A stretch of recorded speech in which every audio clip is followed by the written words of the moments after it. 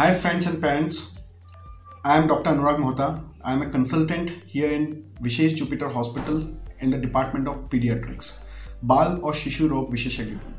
हम एक बहुत ही इम्पोर्टेंट टॉपिक लेके आए हैं, न्यूबॉर्न केयर। जब बच्चा पैदा होता है तो उसका केयर कैसा होना चाहिए, क्योंकि हमारे समाज के अंदर में बहुत सारी भ्रांतियां हैं कि ये होना चाहिए, वो होना चाहिए। आज हम उस पर डिस्कस करेंगे कि क्या डूज हैं और क्या डोंट्स हैं एक न्यूबॉर्न केयर के अंदर में। जब बच्चा पैदा हुआ है और आपको ये बताया गया है कि बच्चा आपका स्वस्थ है, कोई परेशानी की बात नहीं है, अच्छे से रोया है और आपको हाथ में आपके दे दिया है और मदर के साथ में बच्चे को भेज दिया गया है मदर के वार्ड में, तो उस सिचुएशन के अंदर में आपको बच्चे को सबसे पहला जो काम करना है वो है फीडिंग।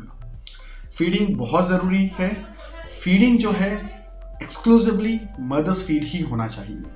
अनटिल अनलेस कोई कॉम्प्लिकेशंस हैं, उसके अंदर आपका डॉक्टर आपको सलाह करेगा कि हमें इसका कोई अल्टरनेटिव फीड देना चाहिए, लेकिन मोस्ट ऑफ केसेस के अंदर में मदर्स फीड ही ऑप्शन होना चाहिए। शुरू के 1-2 दिन के अंदर में मदर को फीड कम आता है, ये it's a very non fact, but it's okay. आपको फीड कराना है, लैच करवाना है, क्योंकि जितना आप लैच करवाएंगे उतना मदर को फीड जल्दी आने लगेगा और आने वाले समय के अंदर में 2-3 दिन के अंदर में मदर को फीड अच्छे से आने लग जाता है।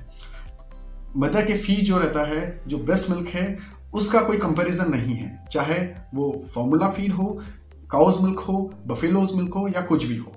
मदर्स फीड सबसे अच्छा होता है क्योंकि उसके अंदर में बच्चे की ग्रोथ के लिए, चाहे वो शारीरिक हो या मानसिक हो, उसके विकास के लिए जो भी तत्व चाहिए होते हैं वो सही प्रोपोर्शन में और सही मात्रा में होते हैं। बहुत सी बीमारियों से भी बचाता है और मानसिक विकास के लिए बहुत बहुत ज़रूरी होता है। शुरू का जो पहला 2 दिन का दूध होता है उसे हम गाढ़ा दूध बोलते हैं, और वो जो गाढ़ा दूध होता है वो बच्चे के लिए बहुत ही ज़्यादा ज़रूरी होता है। अब अगर ऐसा होता है कि मदर को फीड नहीं आ रहा है या कुछ समस्याएं आ रही हैं बच्चे को दूध पिलाने में, जिसमें दोनों साइड से प्रॉब्लम हो सकती है, कभी कभी बच्चे में भी प्रॉब्लम हो सकती है, कभी कभी माँ के इसमें भी प्रॉब्लम हो सकती है। जैसे माँ के निपल्स फ्लैट हैं, वेल फॉर्म्ड नहीं हैं, क्रैक्ड हो रहे हैं, उसमें कुछ तकलीफ आ रही है, तो आप अपने डॉक्टर से सलाह ले सकते हैं और उसको कुछ थोड़े बहुत इंटरवेंशन से ही उसका अच्छे से इलाज किया जा सकता है और बच्चे को हेल्प की जा सकती है मदर फीड के अंदर में।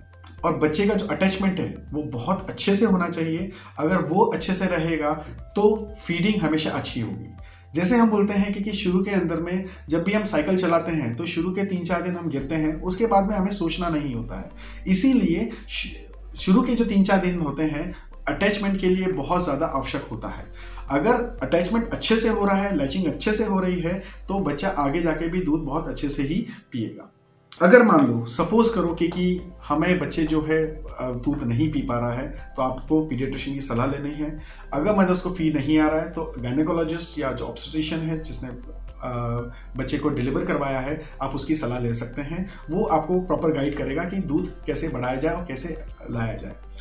अगर उसके बाद में भी कुछ प्रॉब्लम्स आती हैं तो टॉप फीड जो पाउडर वाला मिल्क होता है वो दिया जा सकता है। आप अपने डॉक्टर की सलाह ले सकते हैं। गाय का दूध देना, भैंस का दूध देना, बकरी का दूध देना ये एडवाइजेबल नहीं होता है। दूध स्पीशीज स्पेसिफिक होता है। गाय का दूध गाय के बछड़े के लिए, भैंस का दूध भैंस के बछड़े के लिए। इंसान के लिए सर्वप्रथम और सबसे अच्छा सर्वश्रेष्ठ जो है वो माँ का दूध ही होता है। शुरू के कुछ दिनों के अंदर में 5 से 7 दिनों के अंदर में बच्चे का वेट लॉस होता ही होता है। तो ये हमें दुविधा रहती है, वेट लॉस हुआ है, कहीं ऐसा तो नहीं है कि बच्चे को दूध ठीक से नहीं मिल पा रहा है, तो ऐसा नहीं है।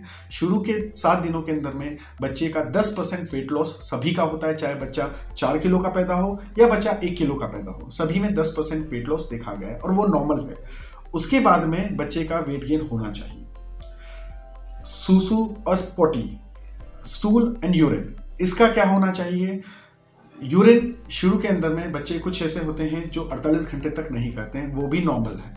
स्टूल मतलब पहली पोटी जो है जिसे हम मिकोनियम बोलते हैं, वो फर्स्ट 24 आवर्स में हो जाना चाहिए। अगर ऐसा नहीं होता है तो आप अपने डॉक्टर से सलाह ले सकते हैं कि ऐसा क्यों नहीं हो रहा है। स्लीप का जो पैटर्न रहता है, शुरू में बच्चा रात के अंदर में जागता है और दिन भर जो है वो सोता है। ये पैटर्न बहुत ही नॉर्मल है और शुरू के 1 महीने तक ये पैटर्न नॉर्मल कहा गया। क्यों होता है ऐसा? बच्चा जब माँ के पेट में होता है तो दिन भर माँ घूमती है। जब माँ घूमती है तो वो झूले का काम करता है बच्चे के लिए, और बच्चा दिन भर सोता है। माँ रात में सो जाती है, झूला बंद हो जाता है और बच्चा उठ जाता है। तो ये भी एक नेचुरल फिनोमेना है जिसको चेंजेस होने में 1 महीना लगता है। आप 1 महीने का समय दीजिए, उसके बाद में भी अगर कोई चेंजेस नहीं होते हैं तो आप डॉक्टर की सलाह ले सकते हैं। इसके आगे के जो टॉपिक्स रहेंगे हम भाग 2 में डिस्कस करेंगे।